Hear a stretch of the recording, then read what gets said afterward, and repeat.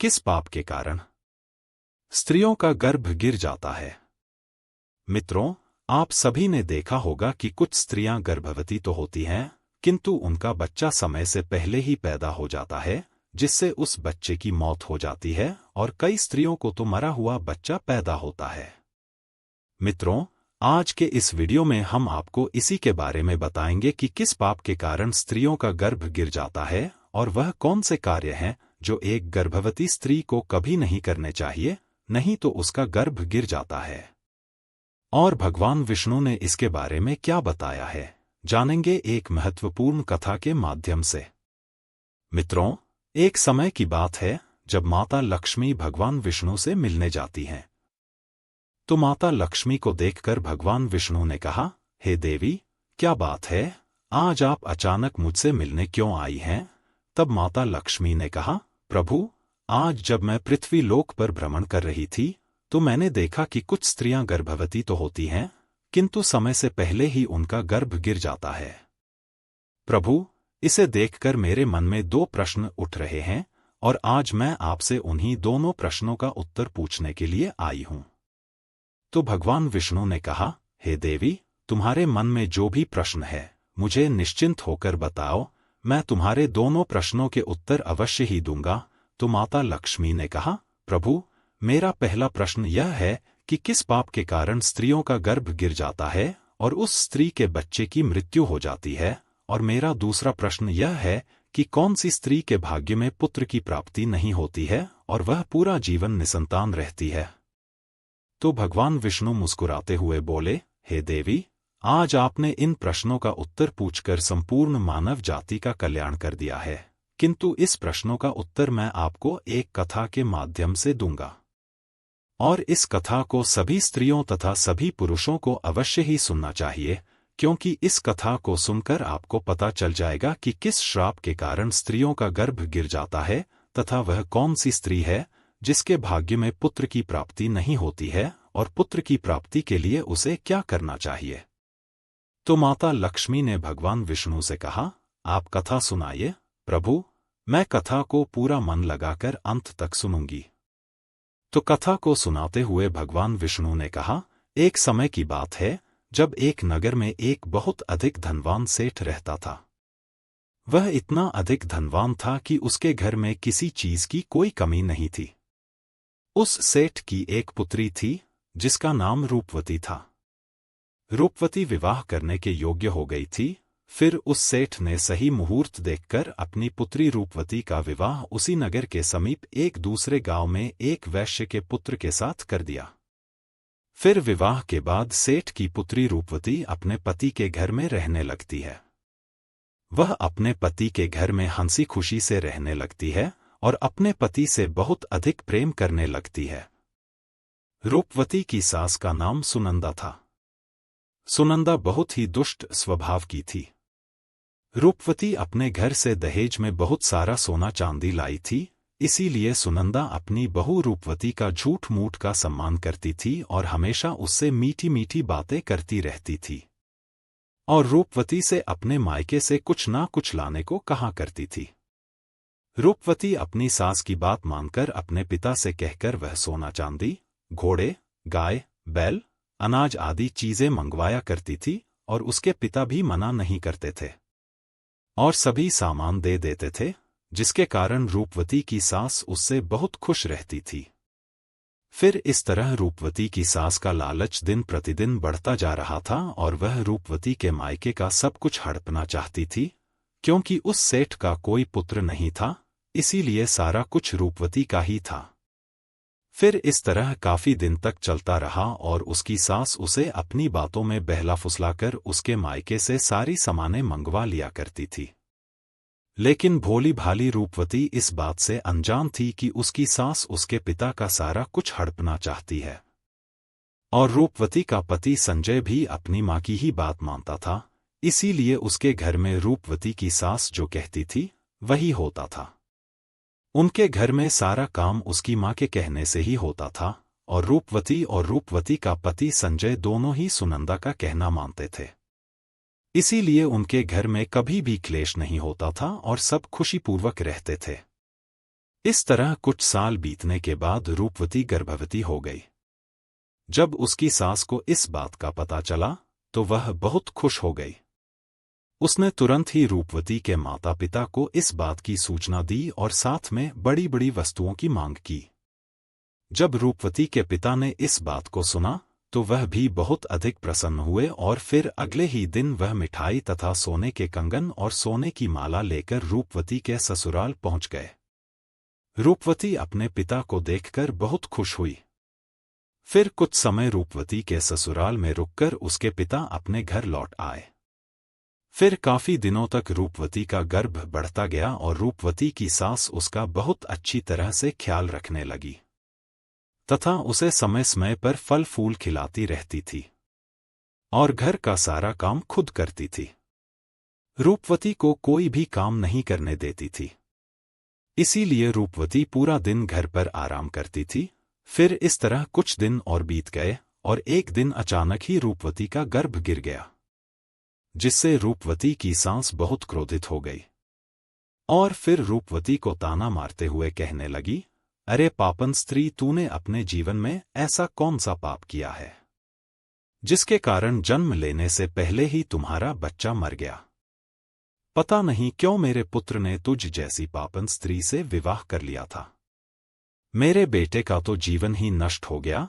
अपनी सास की यह बात सुनकर रूपवती बहुत दुखी होकर कहने लगी, सासू माँ, इसमें मेरा क्या दोष है? मैंने अपने जीवन में कोई पाप नहीं किया है, फिर भी पता नहीं क्यों मेरे साथ ऐसा हो रहा है। तब उसकी सास कहने लगी, अरे दुष्ट स्त्री, तूने जरूर अपने जीवन में घोर पाप किया है, इसी कारण तेरा गर्भ गिर गया है। फिर कथा को आगे बताते हुए भगवान विष्णु माता लक्ष्मी से कहते हैं, हे देवी, अब कथा को बहुत ध्यान से सुनना, क्योंकि यहीं से आपको पता चलेगा कि किस पाप के कारण स्त्री का गर्भ गिर जाता है। तो माता लक्ष्मी ने कहा, ठीक है। फिर उसी के बाद से रूपवती की सास उसे हमेशा ताने मारने लगी और घर का सारा काम भी उसी से कराती थी और खुद कोई भी काम नहीं करती थी। रूपवती की सास उससे इतना काम कराती थी कि रूपवती को अब सही से खाना खाने का भी समय नहीं मिलता था और जब सब लोग भोजन कर लेते थे उसके बाद ही वह भोजन करती थी। वो अपनी सास के सामने आने से भी डरने लगी। फिर इस तरह कुछ महीने और बीत जाने के बाद रूपवती दोबारा से गर्भवती हो गई, जिससे उसका पति बहुत प्रसन्न हुआ। लेकिन उसकी सास अभी तक उससे गुस्सा थी और जब रूपवती ने अपनी सास को यह बात बताई तो वह रूपवती से कहने लगी, एक बच्चे को तो खा गई हो, पता नहीं अब इस बच्चे को जीवित रखोगी या इसे भी उसी की तरह खा जाओगी। मुझे तुझ पर जरा सा भी भरोसा नहीं है, क्योंकि मुझे तो लगता है कि तूने अपने जीवन में जरूर कोई पाप किया है, इसीलिए तेरा पहले वाला गर्भ गिर गया था। अपनी सास की यह बात सुनकर रूपवती कुछ नहीं बोली और चुपचाप खड़ी रही। फिर धीरे धीरे रूपवती का गर्भ बढ़ता गया और गर्भवती होते हुए भी वह घर का सारा काम करती थी, लेकिन फिर भी उसकी सास को उस पर जरा सी भी दया नहीं आती थी। फिर इस तरह करते करते अब रूपवती के गर्भ को 9 महीने पूरे हो गए। अब बच्चे के जन्म होने का समय बिल्कुल नजदीक आ गया था। फिर रूपवती ने एक बालक को जन्म दिया, किंतु वह बच्चा कुछ बोल नहीं रहा था और न ही रो रहा था। फिर रूपवती ने देखा तो उसका बच्चा मरा हुआ था।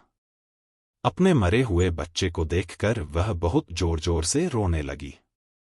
फिर जब रूपवती की सास को इस बात का पता चला तो वह बहुत गुस्सा हुई और रूपवती से कहने लगी, तू एक पापन स्त्री है, तभी तेरा यह दूसरा बच्चा भी मर गया है। मुझे तो पहले से ही शक था कि तूने अपने जीवन में जरूर कोई घोर पाप किया है, इसीलिए तेरे साथ ऐसा होता है और इसीलिए तेरा यह पुत्र भी मर गया है और मेरे साथ बहुत दुर्भाग्य हो रहा है। मेरी सास ने मुझे घर से निकाल दिया है और अब मैं मायके जा रही हूं। मुझे समझ में नहीं आ रहा है कि मुझे किस कारण से इतना कष्ट मिल रहा है। साधु महाराज ने रूपवती की बातों को ध्यान से सुना और कहा, पुत्री, तुम्हारा दुख समझ सकता हूं, लेकिन तुम्हारे साथ जो हो रहा है वह किसी पाप का परिणाम हो सकता है। तुम अपने जीवन को सुधार सकती हो, लेकिन इसके लिए तुम्हें अपने कर्मों पर विचार करना होगा। साधु महाराज ने उसे बताया कि वह अपनी पूरी ईमानदारी से भगवान के प्रति श्रद्धा रखे और अपने जीवन में सत्य बोलने का पालन करे, क्योंकि जो व्यक्ति झूठ बोलता है और दूसरों को ठगता है, उसका जीवन हमेशा संघर्षपूर्ण रहता है। इसके अलावा वह रूपवती को यह भी सलाह देते हैं कि अपने जीवन में कोई भी गलत कार्य न करें, अपने मन को शांत रखें और भगवान की पूजा करें। रूपवती ने साधु महाराज की बातों को समझा और उनका पालन करने का संकल्प लिया। वह अपनी सास से माफी मांगने और अपने कर्मों में सुधार करने के लिए अपने जीवन में बदलाव करने लगी। कुछ समय बाद भगवान विष्णु की कृपा से उसे पुत्र की प्राप्ति हुई और उसका जीवन बदल गया। इस कथा से यह संदेश मिलता है कि जीवन में जब भी कठिनाइयां आएं, तो हमें आत्ममंथन करना चाहिए और अपने कर्मों का सही आकलन करना चाहिए। अगर हम सही रास्ते पर चलते हैं तो भगवान हमारी सहायता करते हैं और हमारी समस्याओं का समाधान करते हैं। साधु महाराज ने रूपवती से कहा, हे पुत्री, तुम जो भी उपाय पूछ रही हो, उसे ध्यान से समझो। इस उपाय को सही तरीके से करने से तुम्हें निश्चित ही पुत्र की प्राप्ति होगी। सबसे पहले तुम हर दिन भगवान का नाम लेकर पूजा करो और अपने दिल में श्रद्धा और विश्वास बनाए रखो। तुम्हें विशेष रूप से भगवान विष्णु और भगवान शिव की पूजा करनी चाहिए। इसके साथ ही तुम जितना हो सके मन से नकारात्मक विचारों को दूर करने का प्रयास करो, क्योंकि सकारात्मक सोच और आंतरिक शांति का संतान पर बहुत अच्छा प्रभाव पड़ता है। तुम्हें हमेशा सुखी और शांत रहने की कोशिश करनी चाहिए। गर्भवती स्त्री को मानसिक शांति और सुख देने वाले वातावरण में रहना चाहिए। कभी भी तनाव या चिंता से बचना चाहिए, क्योंकि इससे गर्भ पर नकारात्मक असर पड़ता है। इसके साथ ही तुम्हें अपने भोजन पर भी ध्यान देना चाहिए। अच्छे, ताजे और पौष्टिक आहार का सेवन करना चाहिए। जो स्त्रियां अपने आहार पर ध्यान देती हैं, उनकी संतान स्वस्थ और समृद्ध होती है। तुम्हें अपने आसपास के वातावरण को भी अच्छा और सकारात्मक रखना चाहिए। किसी भी प्रकार के विवादों से बचो और हर स्थिति में भगवान का नाम लो। इसके अलावा तुम्हें अपने स्वभाव को कोमल, स्नेही और संतुलित रखना चाहिए। यह भी ध्यान रखना चाहिए कि किसी भी प्रकार का तामसिक भोजन और नकारात्मक विचार गर्भवती स्त्री के लिए हानिकारक हो सकते हैं। यदि तुम इन नियमों का पूरी निष्ठा और श्रद्धा के साथ पालन करती हो, तो तुम्हें भगवान का आशीर्वाद मिलेगा और तुम्हें सुखी और स्वस्थ संतान की प्राप्ति होगी। तुम्हें विश्वास रखना होगा कि भगवान तुम्हारे साथ हैं। रूपवती ने साधु महाराज की बातों को ध्यान से सुना और उन्हें अपने जीवन में लागू करने का प्रण लिया। उसके बाद रूपवती ने इन उपायों का पालन करना शुरू किया और धीरे धीरे भगवान की कृपा से उसे पुत्र की प्राप्ति हुई। इसे ध्यान से सुनना तो तुम्हें पुत्र की प्राप्ति होगी। तो रूपवती ने कहा, जी महाराज। तो साधु महाराज ने कहा, किसी भी स्त्री को पुत्र प्राप्ति के लिए मासिक धर्म के प्रथम 4 दिनों में पति पत्नी को मिलन नहीं करना चाहिए, क्योंकि ऐसा करने से दुराचार पुत्र होता है, और 5वीं रात्रि में मिलन करने से पुत्री की प्राप्ति होती है, तथा 6ठी रात्रि में मिलन करने से पुत्र रत्न की प्राप्ति होती है। 7वीं रात्रि में मिलन करने से वंध्या पुत्री होती है, तथा 8वीं रात्रि में मिलन करने से बलशाली पुत्र की प्राप्ति होती है। 9वीं रात्रि में मिलन करने से सुंदर कन्या की प्राप्ति होती है, तथा 10वीं रात्रि में मिलन करने से विद्वान और अति श्रेष्ठ पुत्र की प्राप्ति होती है। 11वीं रात्रि में मिलन करने से सुंदर आचरण वाली कन्या प्राप्त होती है। 12वीं रात्रि में मिलन करने से गुणवान पुत्र होता है। 13वीं रात्रि में मिलन करने से लक्ष्मी स्वरूपा पुत्री होती है, और 14वीं रात्रि में मिलन करने से गुणवान, बुद्धिमान तथा बलवान पुत्र होता है। इसीलिए यदि तुम इन नियमों का पालन करो तो तुम्हें उत्तम पुत्र की प्राप्ति होगी। इतना कहकर वह साधु महाराज वहां से चले जाते हैं। फिर रूपवती अपने मन में सोचने लगती है, यदि मैंने साधु महाराज के बताए गए उपाय के अनुसार कार्य किया तो मुझे भी पुत्र की प्राप्ति हो जाएगी, और मेरी सास मुझसे घर का काम भी नहीं कराएंगे और घर में सभी लोग मेरा बहुत अधिक सम्मान भी करेंगे। रूपवती इतना सोच ही रही थी तभी उसका पति उसे ढूंढते हुए वहां पहुंच जाता है और रूपवती से कहता है, तुम यहां इस जंगल में क्यों आई हो? मैं तुम्हें लेने आया हूं, चलो घर चलो। फिर रूपवती ने अपने पति को उस साधु महाराज वाली सारी बात बताई और कहा, नहीं, अब मैं घर नहीं जाऊंगी जब तक मुझे पुत्र की प्राप्ति नहीं हो जाती। रूपवती की यह बात सुनकर उसका पति भी उसी के साथ जंगल में ही कुटिया बनाकर रहने लगता है। फिर मासिक धर्म की 14वीं रात्रि में रूपवती ने अपने पति के साथ मिलन किया, जिससे वह गर्भवती हो गई और गर्भवती होते हुए भी वह जंगल में रहती थी। उसका पति जंगल से लकड़ी लाता था, जिससे दोनों भोजन बनाकर खाते थे। फिर इस तरह करते करते 8 महीने बीत गए और रूपवती के बच्चे का पैदा होने का समय नजदीक आ गया था। फिर एक दिन रूपवती को अत्यंत उत्तम पुत्र की प्राप्ति हुई और पुत्र की प्राप्ति से रूपवती और रूपवती का पति दोनों बहुत खुश हुए। फिर रूपवती का पति उससे कहने लग, चलो अब हम दोनों घर चलते हैं, क्योंकि माँ ने तुम्हें पुत्र प्राप्ति का ताना देकर ही घर से निकाला था। किंतु अब तो तुम्हें पुत्र की प्राप्ति हो गई है, अब तो वह भी खुश हो जाएंगी। तो रूपवती ने कहा, ठीक है, चलो घर चलते हैं। फिर दोनों घर जाते हैं तो उसकी सास ने देखा कि रूपवती को तो पुत्र हुआ है। यह देखकर वह बहुत खुश हो गई और रूपवती से कहने लगी, तुझे पुत्र कैसे हुआ? जब आपने मुझे घर से निकाला था तो मैं जंगल में चली गई थी और वहां मुझे एक ज्ञानी साधु महाराज मिले थे। उन्होंने मुझे पुत्र प्राप्ति का उपाय बताया था और उसी उपाय से मुझे पुत्र की प्राप्ति हुई है। तो उसकी सास उससे कहने लगी, इसका मतलब वह साधु महाराज बहुत अधिक ज्ञानी है। तब तो उन्हें यह भी पता होगा कि हम लोग धनवान कैसे बन सकते हैं। इसीलिए अब मैं जंगल जाऊंगी और उनसे धनवान बनने का उपाय पूछकर आऊंगी। तो रूपवती ने कहा, नहीं माँ जी, आप वहां मत जाइए। क्या पता वह साधु महाराज अब वहां पर मिले या ना मिले। तो उसकी सास ने कहा, नहीं, मैं तो जाऊंगी और उनसे धनवान बनने का उपाय पूछकर आऊंगी। इतना कहकर उसकी सास उसी जंगल में पहुंच जाती है। तभी उसे एक शेर दिखाई देता है। तो वह शेर को देखकर डर जाती है। तभी शेर उसे खाने के लिए आगे बढ़ता है। जैसे ही शेर उसे खाने के लिए आगे बढ़ा तो रूपवती की सास ने उससे कहा, हे सिंहराज, तुम मुझे क्यों खाना चाहते हो? तुम्हें मुझे खाकर क्या मिलेगा? तो शेर बोला, हे पापन स्त्री, तू बहुत दुष्ट स्वभाव की है, इसीलिए मैं तुझे खा जाऊंगा। इतना कहकर शेर उसे खा जाता है। फिर उसकी मौत हो जाती है और यम के 2 दूत आते हैं और उसे यमलोक ले जाकर यमराज जी के सामने खड़ा कर देते हैं। तभी चित्रगुप्त ने उस स्त्री के जीवन का लेखा जोखा देखा और उसके जीवन का लेखा जोखा देखकर कहने लगे, हे धर्मराज, इस स्त्री ने तो अपने जीवन में घोर पाप किए हैं। यह स्त्री अपनी बहू रानी पर बहुत अत्याचार करती थी। उसके गर्भवती होते हुए भी घर का सारा काम उसी से कराती थी।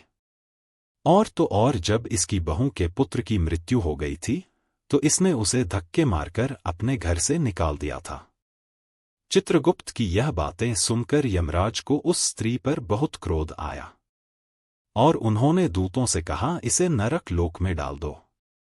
मित्रों, फिर कथा को आगे बताते हुए भगवान विष्णु माता लक्ष्मी से कहते हैं, हे देवी, इस प्रकार उसकी सांस को उसके किए की सजा मिल गई और रूपवती ने गर्भ धारण के नियमों का पालन किया, जिससे उसे उत्तम संतान की प्राप्ति हुई।